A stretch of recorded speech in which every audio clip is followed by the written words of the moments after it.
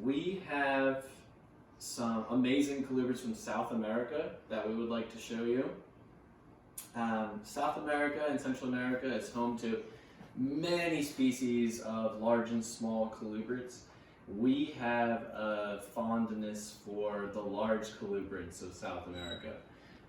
So first, we're going to start off with one of our favorites. This is the Hydrodynastis gigas, and this is, so layman's term would be the false water cobra, or the Brazilian smooth snake. And this guy is pretty big. He's a 7-foot snake, or just under 7 foot. Very sweet, like very gentle, but still you want to test the waters and make sure he's not in a bad mood. So this snake is predominantly found in Brazil, and they are majority aquatic. So they're going to spend a lot of time in the tropical freshwater environment, swamps, wetlands, river basins, even ponds, lakes. So they're not really picky about their ecosystem. These snakes, being that they are aquatic, predominantly feed on fish and amphibians. They are also rear-fanged. So this guy, if he chose to bite me, it could leave some inflammation, some swelling. Nothing that would be life-threatening or dangerous in any way, but from what I've seen and from what I've read, it's nothing to really be concerned about. So for a rear-fanged snake, these are kind of higher up on the potency scale. A lot of people are familiar with the hognose snakes being rear-fanged and mildly venomous.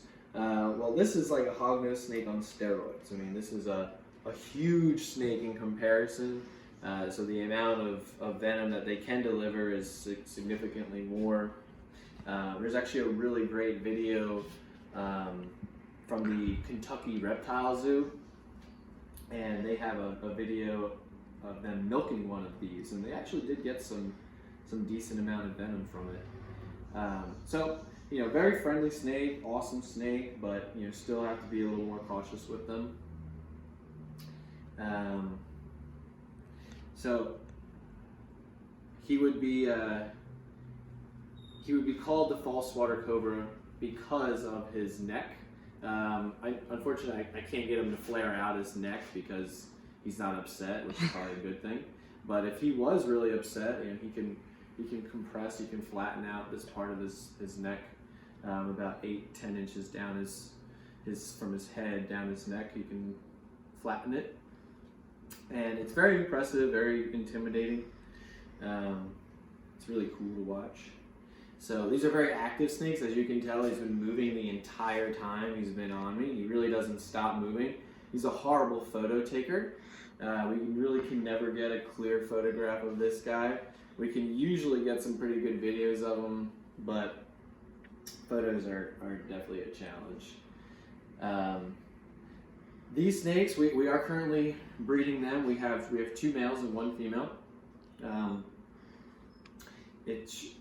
We're pretty confident that we'll be getting eggs soon. We witnessed several locks, dozens of locks, about a month ago, and so we're anticipating eggs probably within the next 20-30 days from now. So it'll be exciting. Please follow us and check in on the babies. So we're going to move on to our next species. Here is a Bering's racer. This is a rather large Bering's racer. Her name is Mama, and she is every bit of 6 feet. And full of poop. She's not ready to poop. But yeah, she is a beautiful snake, huge Bering's racer. I mean, I've seen a lot of pictures of Bering's racers in my life. I've never seen one bigger than her. So I received this snake a couple of years ago, and she was already big when I got her. I basically just kind of just maintained her weight. She is an awesome snake. I love the snake. So this is a rear fang snake. Definitely it's a dry forest snake. So it's arboreal. She loves her enclosure. It's a 4-foot tall enclosure that she gets a lot of enrichment out of, because they are super arboreal snakes. So as you can see, she's pretty active, pretty spazzy. But being that they're so arboreal, you can only imagine what they eat. They eat a lot of they eat a lot of birds and eggs. But they're great eaters. Like they eat just about anything that I presented on. Like she eats rats, mice, chicks, quail, just about anything. So they definitely don't turn food down. Same with the Cribos, and same with the false water cobra that we demonstrated in the beginning. So they're all just like ravenous eaters. Like they love to eat. So this snake has a really awesome evolutionary adaptation. She has this horn on the front of her face, and it's very soft. It's actually as soft as your earlobe. Like it's super squishy and flexible, and that it's purely for camouflage. That head looks just like a leaf, and her body, they can stay very still. And I'm sure birds, will probably just fly and land right next to them or right on them. And then they go to town. They're very fast. They have great eyesight. They are really just striking snakes, really beautiful snakes. So we have this large female. We have a male that should be adequate size for her. I mean, he's like 3 years old. So we hope to get some eggs out of her this year. So as I think I mentioned that these are found in Bolivia, in the drier forests of Bolivia, but they also range a little bit into Argentina as well. I believe a little section of Brazil.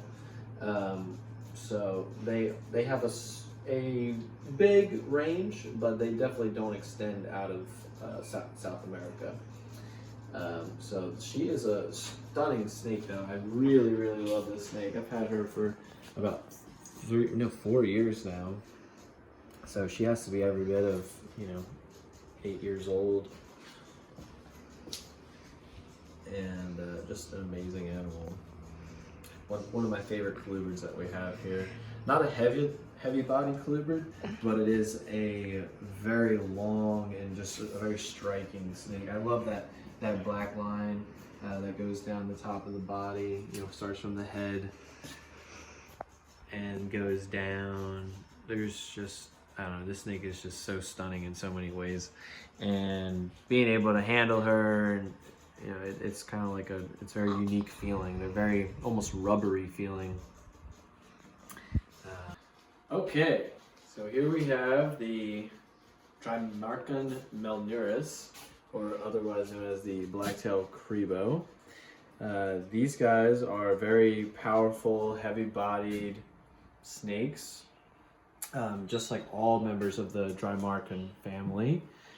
We have our own Drymarchon, the Eastern Indigo. These guys, the Drymarchon melnuris, are found primarily in like Central America, and their subspecies can be found throughout Central America as well, ranging into North America. So there are 4 subspecies of the melnuris, and this one, though, being the melnuris, the true black-tailed cribo. Very large snake.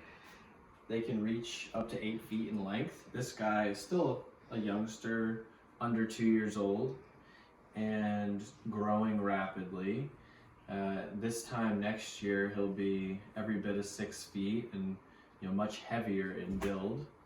So as you can see, he's very flighty, very fast, but he's not aggressive. He's not keen to biting, which is good because the Drymarchon have a very powerful bite. They are not Constrictors, they just simply grab their prey and start eating it. He's actually puffing at me right now. So their diet is really interesting. Like, now that we're talking about their jaws and how powerful they are, like, they eat literally everything. They are a trash can, and they really love to eat other snakes.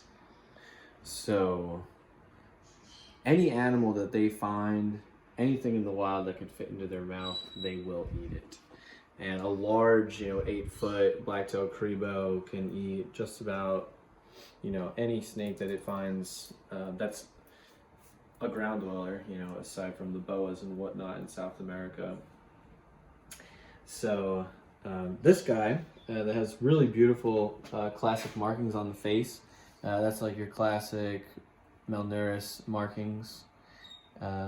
Beautiful snakes. They are, very simple color of light brown. Ours has a very dark brown tail. Some have a beautiful black tail. But they're very neutral colored snakes. No fancy colors with these guys. So once again, we have the black-tailed Cribo. We were going to include a clip of our female yellow-tailed Cribo in our video, but we are currently trying to pair them, and they are both in the same box right now. So there is about 16 foot of snake crammed in that teeny tiny box between the two of them. So we will revisit these guys on a different day.